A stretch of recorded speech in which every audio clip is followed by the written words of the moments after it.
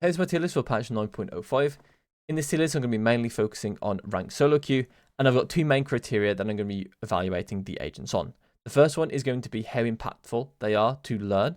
So essentially, how good their lessons are, how many lessons, like how frequently can you be learning things on this agent, and how often do they put you in a position to learn new things, or even like give you reps on things that are really, really important in the game.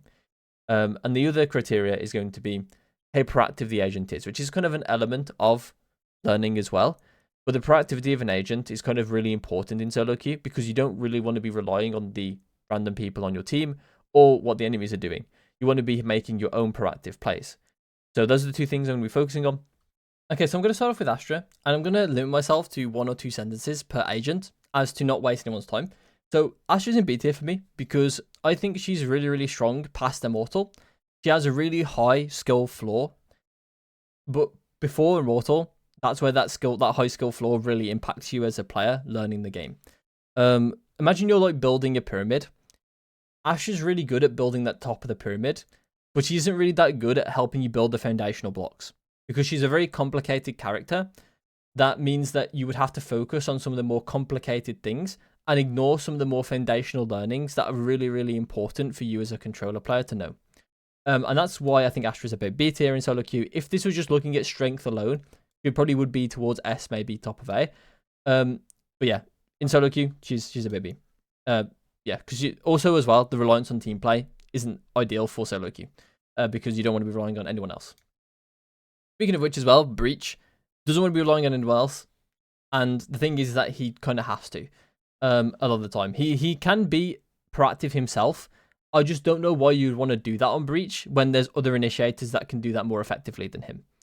So for me, I would play Breach. Like if you're like a very new player, playing Breach is fine. But I would try and find another initiator to play that would have a lot more decision making to make, basically. Where you would put yourself in places where you need to make decisions and then have those learning experiences, because Breach doesn't really provide that as much as other initiators can. Next is Brimstone. Brimstone's very similar to Astra, but the other way around, where you essentially are very good at building those foundational controller blocks, where how to use your smokes effectively, like both selfishly, selflessly, how to play post-plant out correctly and all that sort of stuff, without all the complicatedness that goes along with Astra. And I think that is really good for like a new player, but I think once you get to like the Immortal level, you've kind of seen everything Brimstone can maybe offer. And at that point, you might be wanting to push yourself to see other decisions that can be made within a game of Valorant. So next is Chamber. And the reason why Chamber is A tier is because I think that he pushes you to have a lot of gunfights overall in a game. And that is one of the most important things in Valorant, is to be able to, especially in solo queue, to be able to take a gunfight and win. And I think Chamber gives you a lot of reps. He gives you a free fight at the start, really, with Rendezvous, multiple times around potentially. So I do think that he is one of the best agents to play in solo queue, especially with his most recent buffs with 18-meter radius on Rendezvous. You get a safe TP and a good off angle. So I do think that Chamber is one of the best agents to play in solo queue. Next is Clove. Clove is an S tier because she is essentially a duelist and a controller. You get the foundational sort of understanding of a controller. At the same time, you also get to do that while you're dead. So you get that no matter what, really, in the game. And on top of that as well, you get to play very similarly to like not exactly an entry duelist, but you get to play like a contact duelist, which is really, really good. Like you get to essentially play the Reyna experience without actually having to play Reyna. You actually get to be useful. So I do think that Clove is like the S tier pick, one of the S tier picks in solo queue currently, because it's going to help you learn, and it's going to be, hopefully it's going to be also fun, because that's one of the reasons why you would play solo queue, is you either want to learn things or you want to have fun, or maybe both, obviously both. And I think that if you're a Reyna player, you should seriously look into playing Clove because you're going to learn a lot more. Next is Cypher. Actually, you know what? We'll do Reyna. We'll do Reyna, who I'm going to put in C tier. And because I've just gone on to Clove, I'll just talk about Reyna. Might as well talk about Reyna now. Reyna lacks a lot of utility. Her Lear, for instance, is like the only piece of utility she has. And there is some thinking about it, but it's not got the steepest of learning curves. So I wouldn't really put too much like emphasis on it. She is generally very feast or famine, and you don't want that in solo queue. You want to have a lot of agency in how you play, and unfortunately, she doesn't really bring her a whole lot of her own agency. She's very good at getting rewards when she finds kills, and she gets the rewards when she finds kills, but she also doesn't allow herself to find those kills very easily, if that makes sense. Like think about like Chamber, how you can use a rendezvous to get a free fight. That's a way to get a kill, right? And to live. With Reyna, if she does the same thing, she needs the kill to live. And to me, like, that is such a major distinction. So for me, Reyna is down below C, down to C tier. Probably actually above Breach, to be honest, because I do think Leah has some like. Actually, no, never mind. Probably here. Cypher is A as well, along with Chamber, because I think Cypher is he's probably the most forgiving Sentinel in a lot of ways with the range on attack, for instance. And I also think as well his setups in general can get super basic or super complicated. So you're going to have every base covered. So if you want to learn it from the very start, you can, and he will last you all the way up until Radiant. So I do think that he is a very, very good agent to play overall in solo queue. Next is Deadlock, and Deadlock kind of exists in the C tier area as well, where I think she actually does have a lot of agency on defense. She can kind of make a lot of her own decisions. She's very good at like with her stopping power of stopping people from getting to site with her wall and that kind of stuff. You'll learn those sort of timings, and I think that's pretty good. The problem is with Deadlock is her attack. Her attack is super not exactly. It's like super. You've got like no decisions to make is what I'm trying to say. You've got like no decisions that you actually make because you don't really have much agency. There's not much proactivity you can actually have on attack. So that's the reason why I don't really like Deadlock too much. But I think she's a good agent on defense. If we're just strictly talking about defense, she would be towards B tier. But because we unfortunately have to talk about her worst part as well, it is definitely going to be C tier. So for Fade, she's B tier for me. Unfortunately, recon agents kind of have this thing where they're a bit more supportive than you would like. She really struggles by herself, but with teammates, she can be very, very, very strong. So in like competitive play, I would see her in A tier. In solo queue, I think she's about B tier because I think she does rely a bit more on her teammates than some other initiators do. Less so than Breach, but more so than some other initiators. Next is Gecko. Speaking of other initiators, probably the best initiator in the game for solo queue, in my opinion. He does everything himself. And on top of that, he can do everything himself multiple times around because he can constantly keep picking up his utility. He is like a one-man army of utility sometimes. The one drawback is sometimes when you throw your utility, if you do it stupidly, sometimes you need your team to come and help you take back that space. But on the bright side, you can kind of figure that out for yourself and not make those mistakes. So he is a very, really good agent to learn because he's kind of like a Swiss Army knife, very similar, like in the initiator role, very similar to how I would see Phoenix in the duelist role. Speaking of which, we might just talk about Phoenix, so just talk about him. Actually, we'll put him in A tier. The reason why Phoenix is in A tier for me is that time and time again, he always sees himself at the top of the win rates. And the reason for this, and that's no coincidence, the reason for that is because he is literally a Swiss Army knife of Valorant, where he can basically use his flash efficiently by himself or with teammates. He can use his wall efficiently by himself or with teammates. He can do a lot of different things. His molly is really, really good at clearing space for himself or with teammates. His ult is really, really strong, low cost. It'll teach you to how to set up the map for you to get your orbs in one round, and to sort of like orchestrate like how to attack a site mid round after getting those orbs and that kind of stuff. He's like really, really good for learning the game because he is also very simple in that way as well. He's got nothing too extensive, so he's very, very able to like play in any situation, and so he does have a lot of decisions that he can make, and I really like Phoenix for that. While being basic and also being very, very strong in the right situations. Or like if you find those right situations. Next is Harbor. Harbor, unfortunately, is probably the worst agent in solo queue. He just really relies on having teammates. Simply, basically. And that's why I think in competitive he would be higher. He would be like B tier to A tier. As an agent, that's kind of where he would sit. But because it's solo queue, you need your teammates to understand what you want to do. And it can be really difficult to do that. On top of that as well, I think Harbor's not exactly an easy agent to play. So I think that he would be one of those agents you play like really towards the top of Immortal. And even then, I wouldn't say you're putting your best foot forward to learn. Because at that point, I think you would just play Astra, or you would play Omen, or you would play even Clove. But probably not Clove, probably play Omen, probably play Astra on those ranks, and Viper. Next is ISO. ISO is also A tier because very similar to Chamber. you're looking for fights a lot. You have the shield, also very similar to Chamber. You're thinking about macro a lot because you want to think about how your ult works against the enemies like Sentinels, or how to cancel an ultimate and that kind of stuff. So you are thinking about the macro of things as well.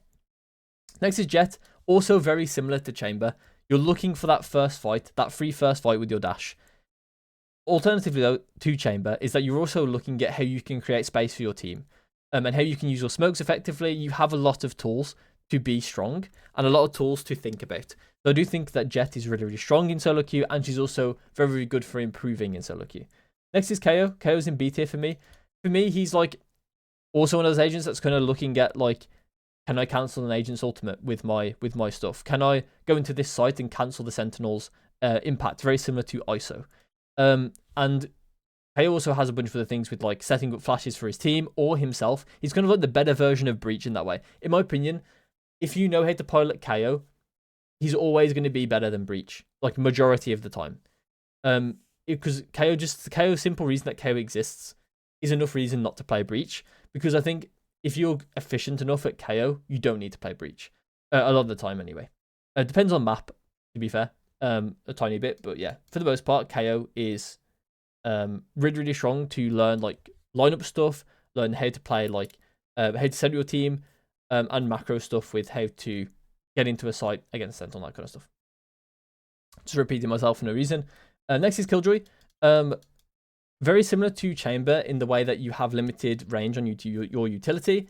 So a lot of your focus on things like on the attack side, for instance, is how to place your utility without the enemy team being able to get into sneaky positions, without them interacting with you or your utility or your team. So I think Killjoy makes you focus on some macro play like that. And also on defense is also exactly the same in that way. You're always thinking about what the enemy team are intending to do, which is a really, really strong thing, a really, really important thing to think about in Valorant. And Killjoy is like, that's one of the forefront things in her mind whenever she thinks about how she plays some nano swarms. Where's the enemy dash gonna? Where's the enemy jet going to dash to, so I can place a trap to like stop them? Or where is the enemy team going to run in and flood in from? So then I can place my traps to get rid of to stop them from doing that kind of stuff, right? That's really, really strong, really, really important to think about in Valorant. Next is Neon. Neon's like B tier for me, probably like close to C tier though. The reason why is because I think that she needs a lot of support, and in solo queue, you don't really want that to be a part of your agent, to want a lot of support. But I think Neon is a decent agent overall. Like, she can see, as we've seen throughout the year, she has seen some competitive play, and that's because she is decently strong agent. She can create space. She has really strong movement if you know what you're doing, and she will allow you to learn a lot of the movement of Valorant. And she is really, really strong in the right hands and in the right teams.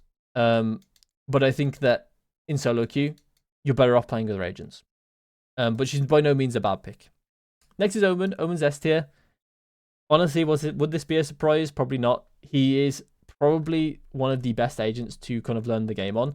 He's going to give you the ability to fight, take space, use your own smokes either selfishly or selflessly, and just in general have a whole lot of playmaking potential.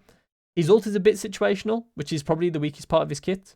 But aside from that, the rest of it's really strong. Not only that as well, his ult is actually strong too, because it essentially just cheats rotations, and that's a really, really big part to learn. Is that how the players will be rotating and how you can abuse that with your ult. Next is Raze. Raze is also S tier, because I think she's kind of like taking space dialed up to 11. And in solo queue, I think that is one of the most important things to have. She's one of the most proactive agents in terms of like solo ability to take space. Use the boom bot, use the nade. You can clear out a lot of space. You can even entry very, very quickly with the satchels if you need to as well to take some space. She's just got it all for what you need to learn how to play duelist in solo queue, and to also be effective in solo queue as well.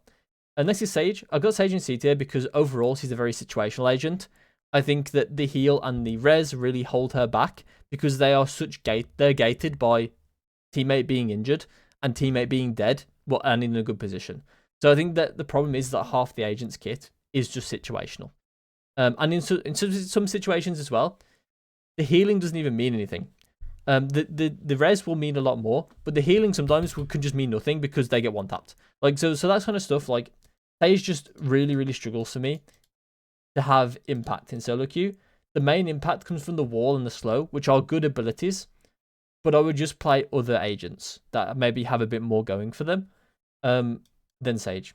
Next is Skye. Skye is kind of like, unfortunately, kind of fell off. I would probably put her in A before her changes, like with the cooldown. But because she's got the cooldown, no cooldown on the birds now, she kind of has less logic going into, like, she has less stuff available to her and less things that she can do, and therefore she's going to take less fights in rounds, and she's going to do a lot more of a supportive type role, I think, than a more aggressive role, in my opinion, than what she was previously doing. I also think her heal, as much like Sage's heal, is situational and and definitely holds her back. But her ult is very, very strong. It also makes you think about how you're going to use it macro-wise. You don't really want to use it when there's 5 players alive, so I'll use it when there's 3 players alive. If I know where those 3 players are, is it worth using my ult? Can I use it to like walk upon them or run upon them and take the fight as the ult is like reaching them to blind them and that kind of stuff, right? And make them force them to shoot that, so then I can like, yeah, so they got like a moves crosshair, that kind of stuff, right? You're all gonna be thinking about that type of stuff. Yeah, I think she's kind of middle of the road initiator wise. Next is Sova, and it's kind of hard to play Sova in my opinion because he's like top of C, bottom of B. And bear in mind, I am a Sova player. And the reason why I think this is because, and by the way, I don't think he needs buffs or anything. I think he's actually a really strong agent overall, especially in like competitive. He could definitely be close to S. In solo queue, I don't see it that way. The reason why is because he's very difficult for him to have impact by himself. And you might be thinking, like, how? But the thing is, like, he's really easy to be overwhelmed. It's also very easy for him to just not get impact with his ability because he gets shot. So it is very much on the Sova player to time the abilities precisely to have real impact. So I do think that he's a strong agent, especially in the highest levels of play, where he can have a lot of impact. But even then, you will see comps not run Sova because there's other agents that are just simply better at maybe his job or different job. And I think that his ult is really, really strong too. Learning how to do post plant. His shock's really good for learning post plant and that kind of stuff. There's a lot to learn with building a playbook with Sova. So he is actually a really good agent to pick up and play and learn. Maybe not the most recommended for new players, but he is really, really good. I would maybe like recommend him like Ascendant-ish, maybe Immortal.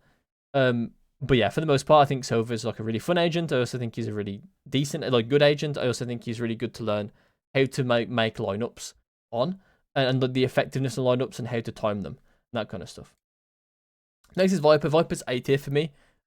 She's a necessity on some maps, so that kind of doesn't help, or like kind of helps. But for the most part, you're gonna be learning how to do default walls, how to lurk, how to trick the opponent into thinking where you like, how to trick the opponent on the map, macro wise with default walls, or just in general how to play a controller. How to maneuver your way through smokes, how to use the short, how to use a judge, that kind of stuff. There's plenty of things that you can learn on Viper. How to anchor, how to throw your mollies, when to throw your mollies, where to throw them, like everything, all of that stuff. All of it is like covered by playing Viper. And I think Viper is one of the agents that is great in solo queue because she has a lot of her own proactivity. She can kind of just do a lot of different things. Vice. So Vice is going to be the hardest agent to pick to play. So I'm going to do Yoru first. Yoru for me is A tier. If you know how to play Yoru, he's S tier in solo queue. He is one of the most insane agents in terms of the quantity of utility he has. So in my opinion, if you are like decently high rated, like towards Immortal, maybe Ascendant, maybe even Diamond, pick Yoru and you'll learn a lot playing this agent. He does have a barrier to entry that's quite high. But it is, I assure you, it's worth it. It's probably actually higher than Astra's, to be honest. But the thing is that he has a super high ceiling as well. And you can learn a whole lot. You can be making a whole lot of decisions on him. It can maybe be a bit overwhelming. But yeah, I think Yoru is a great character to learn in solo queue and to have impact on solo queue. Okay, so last is Voice. And I'm definitely going to struggle to place Voice because she hasn't really been played very much. But essentially, what I would think of Voice is that she's kind of like a tiny bit better version of Deadlock in some ways, because she has a bit more agency on attack. She's very much more, she has some like initiator qualities to her. So I do think that she's a bit more easy to pilot on attack. But I do think that like when it comes to Deadlock on defense, I think that Deadlock is better. And also, I think both agents can help you get kills off your setup. And I think Deadlock might just be marginally better at doing that than Voice. But yeah, I mean, I think Vice is still really good at that though. Like, it's still one of the, and also I think it takes less skill to be good at it on Vice. So I do want to put her above Deadlock for that reason, and also for the reason that she's more effective on attack. And obviously on solo queue, you want to have agency as much as possible over as many like periods of solo queue as possible, right? So in every phase of solo queue as possible. So for me, Vice is more effective over the course of a ranked game, like for learning and for just generally being more effective without teammates. So yeah, that's my tier list. It maybe was a bit convoluted with my explanations and things, mainly because I limited myself a bit to the amount I was talking about them. But I would love to know your thoughts on the current power level in solo queue specifically for these agents. And I probably got stuff wrong in your eyes, and that's fine. And I would love to know why I'm wrong. So yeah, that's it for the video. I hope you enjoyed, and I'll see you in my next one.